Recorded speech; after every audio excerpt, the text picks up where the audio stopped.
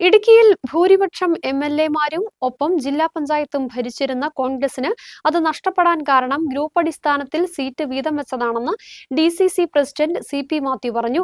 വേണ്ടപ്പെട്ടവർക്ക് seat വീതം വെച്ചത് ജനങ്ങൾക്ക് ഇഷ്ടപ്പെട്ടില്ലെന്നും CP മാത്യു കൂട്ടിച്ചേർത്തു. മഹാത്മാഗാന്ധി ഗ്രാമസ്വരാജ് സെമിനാർ ജില്ലാതല ഉദ്ഘാടനം നിർവഹിച്ച് രാജാക്കാട് പഴയവിടുതിയിൽ സംസാരിക്കുകയായിരുന്നു അദ്ദേഹം. കോൺഗ്രസിനുള്ളിലെ ഗ്രൂപ്പ് സമവായങ്ങൾക്കെതിരെയുള്ള രൂക്ഷ വിമർശനമായിരുന്നു CP മാത്യു ഉന്നയിച്ചത്.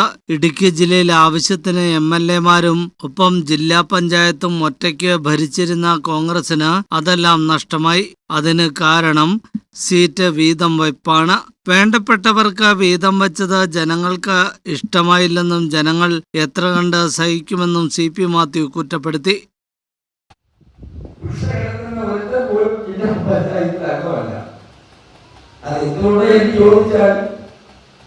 സീറ്റ് വീതം പറ്റപ്പോ മച്ചാനൊക്കെ കൊടുക്കാൻ വീതം പറ്റപ്പോ വേണ്ടപ്പെട്ടവർക്ക് കൊടുത്തു ജനങ്ങൾക്ക് ഇഷ്ടപ്പെട്ടു.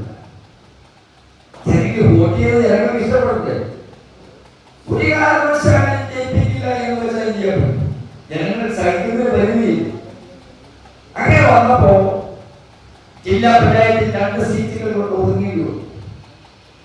4 ജില്ലാ പഞ്ചായത്ത് അംഗങ്ങളിൽ ചില മേഖലയിൽ മാത്രമുള്ള കേരള കോൺഗ്രസ് പാർട്ടി ഉള്ളപ്പോഴാണ് ഇന്ത്യൻ നാഷണൽ കോൺഗ്രസ് ഈ ഗതികേട് ഇടുക്കി ജില്ലയിൽ ഉണ്ടായി.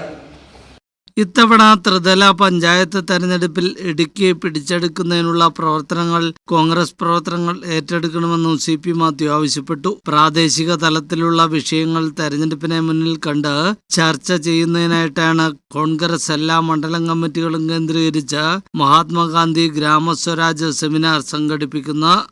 ഇതിന്റെ ജില്ലാതല ഉദ്ഘാടനമാണ് പഴയവിടുതിയിൽ CP മാത്യു നിർവഹിച്ചത്. പരിപാടിയിൽ രാജാക്കാട് പഞ്ചായത്തിലെ വാർഡ് പ്രസിഡന്റ് മാർക്ക് ID കാർഡുകൾ വിതരണം നടത്തുകയും ആദരിക്കുകയും ചെയ്തു.